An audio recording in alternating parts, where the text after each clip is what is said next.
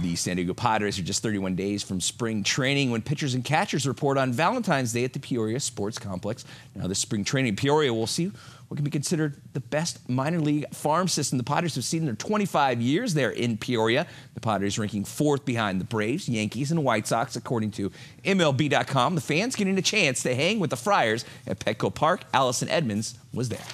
The sights, the sounds, the smells. All right! Baseball is back in town. Oh, it was fantastic. You know, I used to come here as a kid. My dad brought me, and now I get to bring my kids. It's a fantastic thing. You know, I did at Qualcomm. Here we are at Petco now. It's great. It's awesome. I love seeing this hype around San Diego. It's cool walking around out there, seeing, you know, thousands of fans gathering just to, you know, celebrate a team that, you know, hopefully is just going to get better and better. Seeing Tony Gwynn and knowing him as a child and being able to get an autograph from him as an adult makes me feel real good. It was pretty cool. You know, checking out all the stuff out in the park. You know, we're about to go down on the field a little bit, run around on the field, so it should be fun. Besides getting to meet players and get autographs, the younger ones can come out here and feel like they are part of the game by throwing the ball and hitting the ball. He gets to see what the big league field looks like, and he enjoys playing catch out there on the field with everybody. It's amazing for them to see the players. Everybody's so wonderful and friendly out here. We're having such a great time. He loves the Padres. He loves coming to the game, and I think being able to be on the field, he gets to see it as a ball player, and he's already just wanting to play. But the fun and games comes to an end in 31 days. That's when pitchers and catchers are off to Peoria.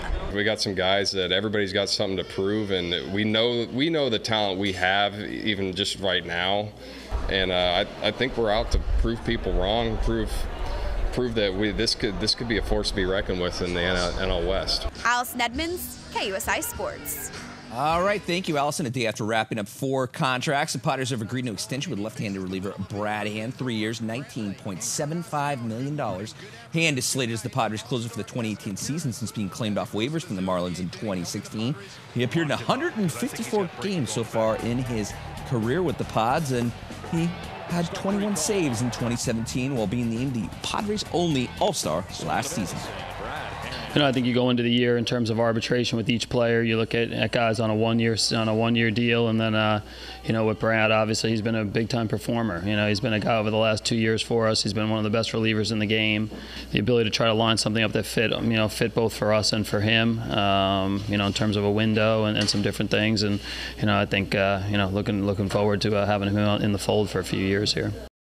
While we're talking baseball, at Morse High School, former Tigers and California Angels infielder Mark McLemore getting his jersey retired while joining fellow alumni, the Orioles' Adam Jones and former Aztec Quentin Berry, as the only 3 baseball players at Morse to have their jerseys retired. The current Texas Rangers broadcaster soaking up the moment that number 14 will never be worn again on the campus of Morse. This is where it all began. This is where I grew up. The people that are honoring me are the people that I grew up with, that helped me get to where I got to, the major league. So there are so many people that showed up. It was an amazing day. Now, Mac's a big inspiration for me. It's long overdue. I got my jersey retired a couple years before him, so I feel a little bit cooler, one up on him. But you got to be here and support the man who's supported me throughout my career. Well, San Diego Friday Night Lights hosting the inaugural battle for a California All-Star football game at Serra between San Diego and Oakland / Bay Area. The opening kickoff fight breaking out and the referee stopping the game to talk to both teams. No personal fouls assessed despite multiple punches. The rest of the game was out without incident. First quarter, Lincoln's Charles Hicks gets the lone interception for the San Diego All-Stars. That ends at a drive for the Bay Area. Second quarter, Hornet teammate Asante Hartzog scores in the 12-yard quarterback keeper, makes it 14-0 at San Diego. La Jolla quarterback and San Diego All-Star MVP Trevor Scully finding Terrence McIntyre of Helix for the 45-yard touchdown. Nice grab, 21-7 San Diego. Moments later, it's Chula Vista's Baldwin Velasco beating his man around the corner for the sack, but the Bay Area would come back. San Diego down by 8 with 1 minute and 18 seconds remaining, and that's Marquise Cunningham of Kimball High getting the pick in the end zone for the Bay Area to secure the win. The Bay Area wins the inaugural battle for California, 29-21. You know, it's a great feeling because, you know, the North and the South, they always got that little beef, but when, you know, at the end of the day, we all come together because it's Cali ball. You know, you're not just representing your school, you're representing your family, you're representing everybody around here and your community, and that's what it comes down to. Yeah, it's a great honor to be out here, and it's a super fun game.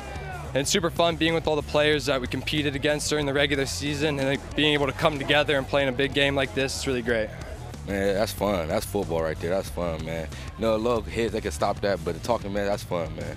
Everybody's just getting into it. I mean, I had a good experience at Mira Mesa. Mira Mesa is everything for me. I love the Mecca. Coaches, players are all just family, man. You know, college is next, and just gotta train now and get ready. All right, let's check out some girls hoops. Helix and Christian in some day ball. Picking up in the fourth quarter, the Lady Highlanders Charity make Washington fight off a tough defense and somehow manage to make the off-balance shot and one as they take a 36-28 lead. Moments later, her teammate Diamond Whitley would get a nice steal, and the breakaway followed by an easy bucket. So they go ahead and pull away and go on to win the final in this one. Helix 53-38. Next up, Serra facing Vista Murrieta from a county up, second quarter. And the Lady Q-Dogs, Kyrell Lord finds Teresa Thomas as she jumps out the competition to get 2 of her team-high 17. Moments later, the Lady Broncos, Amari Cooley finding a wide-open Maitland Kingsley. She hits her second one from way downtown. She helps her team to extend the lead and to secure the victory, the final 72-38. On the men's side, Point Loma facing Dos Pueblos out of NorCal. They're the alma mater of NorCal's Brandon Stone. He's a pretty good sportscaster, you know him. Dos Pueblos senior Max McKinney gets that 12 Charger points, but Point Loma freshman Trent Bell with 14, and 6'6" senior Kyle Johnson with a game-high 24 pointers. Win their 4th straight in the final. In this one, 61-45. And we head to the pitch as San Marcos takes on Torrey Pines. A defensive affair here. Torrey Pines, a keeper, a freshman Shayna Ross, keeping the Lady Knights off the board, while San Marcos keeper, a junior Carly Smith, blocking the Falcons from scoring. Well, guess what? Kiss your sister. This one ends in a 0-0 tie. The rec center at San Diego State was filled with jiu-jitsu mats on Saturday for Tap Cancer Out, with competitors of all ages grappling for a good cause. Matt Gilson has more. For John Thomas, Tap Out Cancer is a love-hate experience. In 2006, I lost my nephew to leukemia, and I realized I wasn't doing anything to help. I felt very helpless. So I decided to combine my passion for jiu-jitsu with my hatred for cancer. For John and so many others at the tournament, the fight against cancer is personal. My little brother, he has stage 3 cancer. It's head and neck cancer, the tumors behind his brain. He's been fighting it for almost 4 years now. He's a strong little guy. He's 24 years old. He was diagnosed when he was 19. Hell of a fighter, motivates me.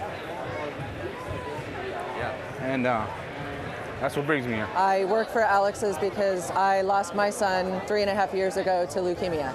So about 6 months after that, I found my way to Alex's Lemonade Stand, and now I continue his fight in this way.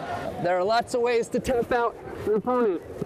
And you know, that kind of reminds me of how Alex's Lemonade Stand, tap tap, does lots of different things to tap out cancer. Tap, tap, tap. Everything from epidemiology to psychosocial grants to innovation awards. We also have like a travel program, Travel for Care. Really incredible stories, really powerful stories that come out of it, and I'm really happy that we can give them a platform like this through the sport that they love to fight for others. From San Diego State, Matt Gilson, KUSI Sports. All right, on the ice, the Gulls hosting the Tucson Roadrunners. This is Joe Blandisi and Corey Trop lighting the lamp in the first period. Now, Tucson would tie it heading into the third, and that's when Dylan Strom breaks the tie for a 3-2 lead. They add an empty netter. Tucson a 4-2 winner.